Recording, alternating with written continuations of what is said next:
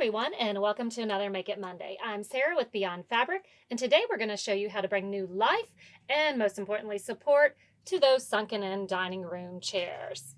Here is our dining room chair base, and before, when I stripped everything down, it looked like this. You could see that the webbing was no longer tight, therefore it was offering no support. So we're going to show you how to re-web a dining room chair. Now, if you had taken all your fabric off and discovered a piece of fabric there that had some stretch that again was not offering support, you can change that out for the jute webbing, which is what we're going to use today. So let's get started. For this project, we are going to need a couple of tools that you can find at your local hardware store. When you go to remove all the layers, and I definitely encourage removing all the layers to get down to the base, you may need, you will need a staple remover. There's several different kinds you can use, pliers, a hammer, there's different staple guns as well. We have a hand staple gun. We have an electric staple gun, and we're going to be using the pneumatic staple gun. You will need a webbing stretcher, a pair of scissors, and here's some more staple removers, different kinds that you can use, and most importantly, your safety glasses, because things will go flying and you don't want them to fly into your eyes. All right, so we have our chair base. We need to find the middle of our chair base. So we have the top facing up, and so 15 and a half, so we need 7 3/4 will be our middle. And then we have 18 and a half, so 9 and a half, just kidding, 9 1/4 is half of 18 and a half. So 9 1/4 is our middle there. And then 16 and a half, so 8 1/4 on the sides. And this we are going to use to help start our webbing to make sure we have it in the middle. So we have all our quadrants marked, and now let's start webbing it. So we are using a jute webbing. We're going to start by doing the center of our webbing with the center mark in the back of our chair. Make sure you have a little bit of excess up because you're going to staple.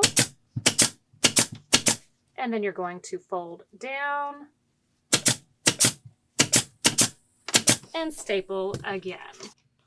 So we have our webbing and we need to stretch it nice and tight across our chair bottom. Now, when you are at your local fabric store and you're picking up some jute webbing, if you have a choice between red and black, go with the red. The red is stronger. So now we're going to take our webbing stretcher. The butt of it is going to go up against your chair to add to help with leverage and stretching this. And then the teeth are going to go into the end of your webbing. So the teeth go to the webbing.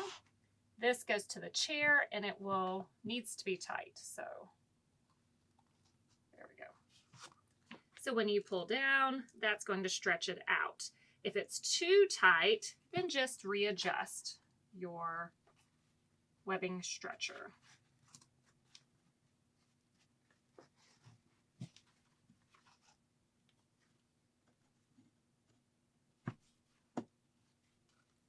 There we go. So now we have it nice and tight, and put some staples in it.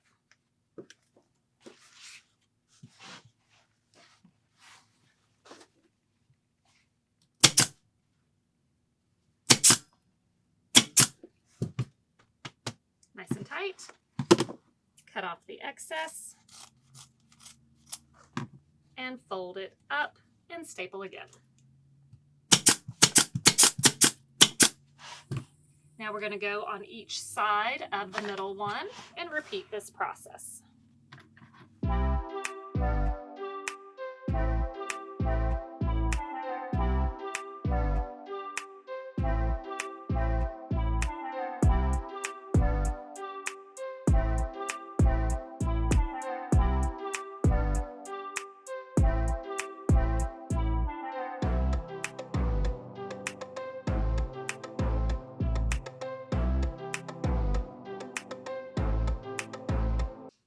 Now that we have the webbing going in one direction, we need to now do the opposite direction. But this time we're going to weave it in and out.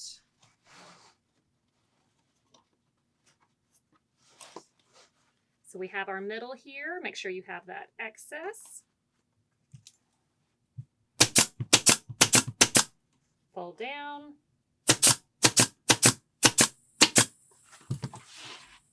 And again, stretch the other side.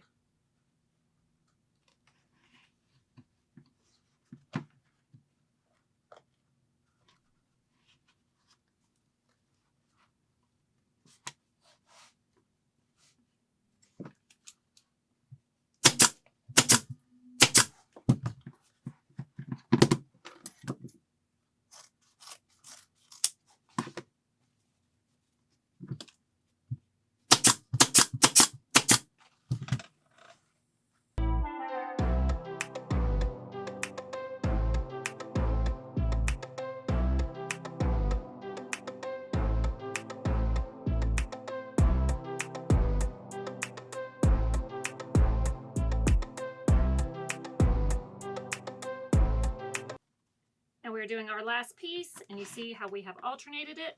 I also want to note that I did not pre-cut all my strips, and the reason why is because I want to make sure I have enough to be able to stretch.